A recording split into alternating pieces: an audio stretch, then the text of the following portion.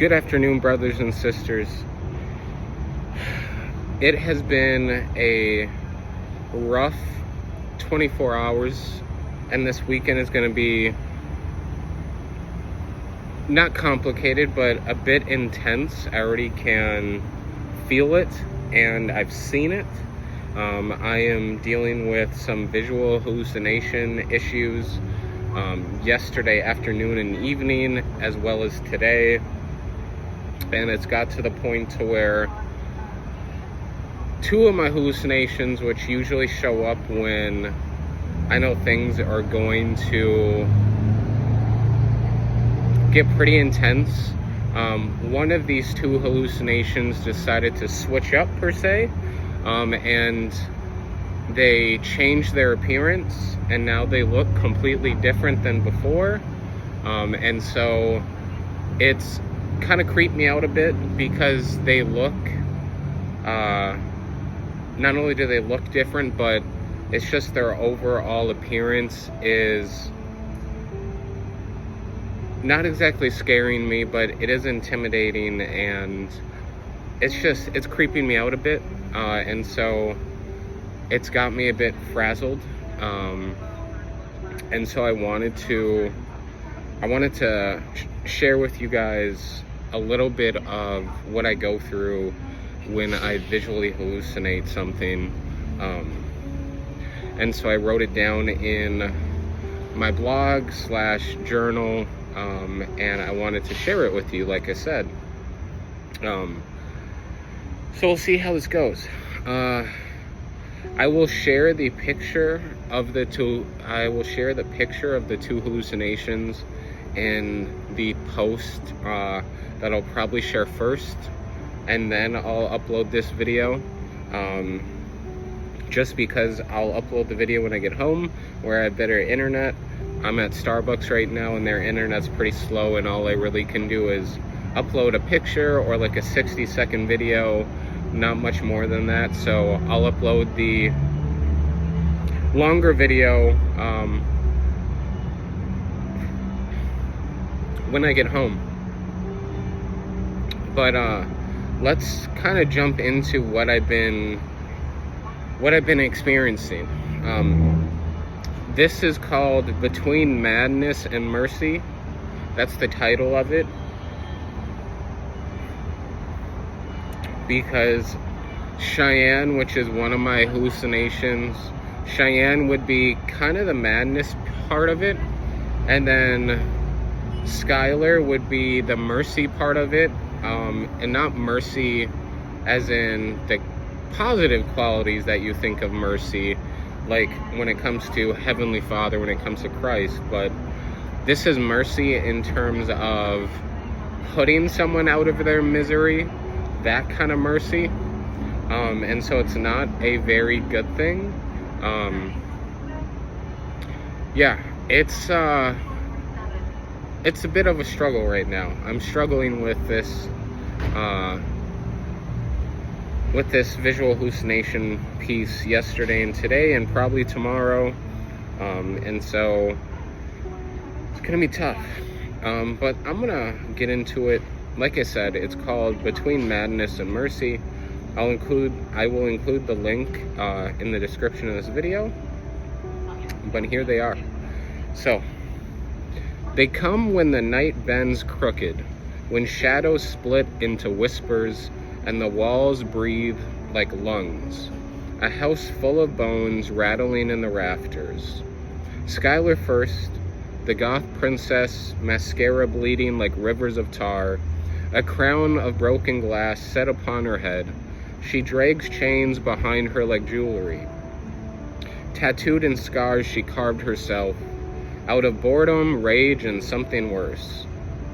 Her laughter drips like acid, sweet and sharp in the same breath, her lips painted black with the ashes of burned out angels. Then Cheyenne follows, boots stomping like thunder across the hollow, an Appalachian hillbilly outlaw with whiskey breath and shotgun eyes.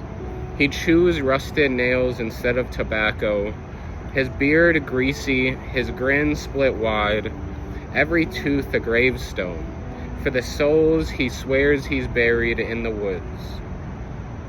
Together they arrive uninvited, 2 hallucinations born from fire and fever, 2 specters sitting cross-legged on the cracked linoleum floor of my mind. I'm gonna say Cheyenne definitely has switched up. Before, Cheyenne was a female hallucination, and now they have changed to a male hallucination. I don't know what the reasoning is behind that. It could be that the female hallucination stopped being frightening. It stopped affecting me, really. I was able to ignore it a lot. So I'm thinking it changed up and switched appearance to throw me off. That's what I'm thinking. I could be wrong. I could be right. I really don't know. But that is the description of these 2 that I've been hallucinating yesterday and today, and more than likely tomorrow. So let's go. Boy, Cheyenne snarls. You ain't never getting out of here. This holler is your coffin. I will keep you drunk on dirt and high on your own paranoia. Skylar smirks, twirling her knife, a dagger shaped like a serpent's fang. You're mine already, don't you see it? Every time you cut yourself, I drink the blood like communion wine. Every time you ache, I write another hymn in my diary of despair. They talk like lovers, finishing each other's curses, mocking me for believing in light, mocking me for whispering prayers, while my head drowns in static. The room spins, their voices louder than thunder, and I can't tell if they are devils, or just fractured shards of me that crawled out of the mirror to play. And that part's true. I still don't know where they came from, whether it has to do with bad spirits, evil spirits, demons, or if these hallucinations were just a part of me and they came from me. It's just something that I've always wondered about their origin story, per se, of where they came from and why. It's something I've never been able to answer, and it bugs me a lot of having it be a question mark even now. So it's something that I know I'll probably never get to answer, but it's always been there for me in terms of where they came from. Skylar pulls me close, her perfume smelling of grave dirt and roses. Fall into me, she breathes. You will never be lonely again. I will crown you Prince of Sorrow, give you wings made of smoke, kiss you until you forget the taste of heaven. Cheyenne slams a jug of moonshine on the table. Drink, boy. Drink till the world splits open like a log. Ain't no pain that whiskey won't cure. You hear them voices? They will sing sweeter once you're blind drunk. They promise relief, they promise belonging, they promise an end to the 9 teeth inside my skull. But I know their promises taste like poisoned sugar. I've been down that trail, I've worn that crown of thorns, and nearly died twice in the arms of their lies.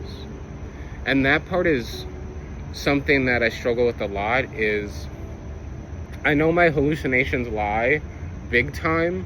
They say they'll give me this, that, and anything else. They say they'll provide relief, they'll provide support, and I know they're lying. I know they can't provide those things, but sometimes I've believed them and I've given into temptation, and when that happens, I end up in a worse place than where I started. And so it's a catch-22 of, if I don't listen to them, I'm gonna probably be very lonely, and I'm gonna feel like I'm stranded on an island. But if I listen to them, I'm gonna be in a worse place than before, and they're gonna cause chaos and craziness, and I might self-harm, I might cut myself. I might do things that I regret. So it's like, whether I choose to listen to them or not, something is going to go wrong. Something. And so it's like, what do I do, doc? Like, what do I do? I tell my therapist all the time, I question her, like, whether I listen or I don't, it's like they get what they want. It's like they win. Regardless of whether I listen or not, they win. They win at their game. And it bugs me so much. So, I'm going to continue. I shout at them, leave me alone, but my voice shakes like a sinner's prayer. Skylar tilts her head, eyes glowing red in the candlelight. You think your Jesus can save you? I have walked hell's corridors. I've seen the saints fall like autumn leaves. He left you with me for a reason. Cheyenne spits tobacco that sizzles like acid. Praying ain't worth a damn. Your God don't come around here. This is Appalachia, boy, where ghosts and my kin eat the weak alive. The air tightens, walls closing like a coffin lid. I drop to my knees, palms pressed against the cracked earth of my soul, and from the depth of madness, I cry a single name. Jesus. The name burns in my throat, a fire hotter than whiskey, sharper than Skylar's blade, louder than Cheyenne's threats. And that's really what it is about, is when Cheyenne is threatening me, when Skylar's blade is at my throat, what do I do? Do I give in to temptation and follow along and do their bidding and whatever they command, do I do it? Or do I call upon Jesus in that situation? And I'm not perfect. I've done both, to where I've given in to temptation and followed and did their commands, did their bidding, and I ended up in psych wards. And then I've done the opposite, to where I've called upon Jesus Christ and I've been saved. And I've been saved several times because I'm stubborn and I don't listen on the first time. And one of my weaknesses, one of my bad qualities is that it takes me a few times to learn the hard way. So, let's continue. For a moment they recoiled, Skylar hissing like smoke caught in a storm, Cheyenne clutching his chest as if the sound itself shot straight through him. The hallucinations warp, their edges blurring, the words breaking apart into static. But they don't vanish. They circle, restless, like vultures waiting for my collapse. Say it again, Skylar dares, voice trembling through her smile stays. Say it again if you really believe. So I do, over and over, until the name is a hammer breaking chains I cannot see, until my own tears wash the ash from my face. They fade, but not fully, still haunting, still lurking, shadows that might return. When the night gets too quiet, but their grip loosens, and I breathe. For the first time in weeks, I breathe.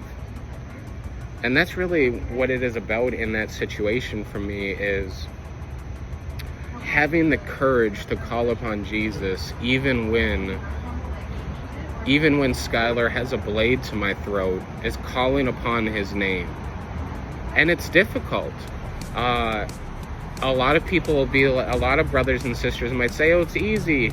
You can do it. You just need to call upon his name. Do it. The spirits don't have any power. The demons don't have any power. And it's like, it is extremely difficult to call upon his name when you're in the middle of that storm, when you're being thrown around in that boat and there's waves crashing all around you. It is extremely difficult to have the courage and the might and the power to call upon his name, especially when you're scared, when you have sorrow and tragedy and pain and you're bleeding and you're crying. Calling upon his name is so difficult. I don't know why brothers and sisters like to make it sound like it's so easy, but they need to stop lying. Stop lying about that. It's extremely difficult. So let's continue. In the silence after battle, I sit with the knowledge that Skylar and Cheyenne are not gone forever. They are stitched into my skull, old ghosts who know my name, but I also know this. They are not kings here. They are not gods. There is a greater flame burning in the pit of my chest, a hand that lifts me when hallucinations try to drag me down. Skylar whispers sometimes. Cheyenne rattles his jug, but I hear another voice too, the shepherd who calls me his. And that voice drowns out the hell-born laughter. That voice carries me when the walls bleed. That voice reminds me, even with Skylar and Cheyenne clawing at my brain, I am not forsaken. I am not abandoned. Because love himself walks with me, and not even the princess of despair, nor the hillbilly of horror, can sever the cord of grace that ties me to his heart. So let them howl, let them scream. I will keep walking, one trembling step after another, carrying my cross through their haunted carnival until the day their shadows scatter for good. And that's what it is about, is having that courage to call upon his name every single time. And when you do that, you realize that Skylar and Cheyenne, for me, they might be in the background. They might still be present to where they're not as loud. They don't have as much of a conviction or authority over me, over my mind, over my body. But it's that Jesus Christ overpowers them, because his power is unmatched. His mercy, his grace, his might, his compassion, sincerity, empathy. Christ gives me courage to continue to live on. And that's something that Skylar and Cheyenne hate. They absolutely have disgust for that kind of love, for that kind of unconditional love. They hate it. And that's when I know that I'm doing something right, is when Skylar and Cheyenne hate what I'm doing. When they're trying to discourage me, I know I'm on the right path. So I wanted to share this with you, brothers and sisters, about the visual hallucinations I struggle with the most. Is Skylar and Cheyenne. I found that getting them out, for me talking about them, helps me a lot. I'm not sure about other schizophrenics if it helps them. I've heard and talked to some schizophrenics who just don't like talking about their visual hallucinations or even their auditory hallucinations, because they say when they talk about them, it gives them power and authority over them. I've talked to other schizophrenics who are the complete opposite, who say talking about it helps, getting it out in the open helps, and that when more people know what's going on, when they have more support around them who know what they're experiencing, they feel more at ease, they feel more loved, they feel more supported. So I've heard both sides of the coin. For me, it helps me when people know what I'm going through. I feel like people can support me better when people know exactly what I'm seeing and what I'm hearing. That's just my own 2 cents. That's my own personal opinion. But yeah. Anyways, brothers and sisters, I'm gonna end this video here. I hope and I pray for each and every one of you that you find the courage to persevere, to carry on, that you allow Christ to lend you courage, and you allow Christ to be there for you in your times of need, when you're feeling, discouraged, when you're feeling sorrow, when you're feeling tragedy, when you're feeling despair, that you allow Christ and his Father to be there for you. So, guys, thank you so much. Peace and love. I thank you so much for listening. Peace out, guys.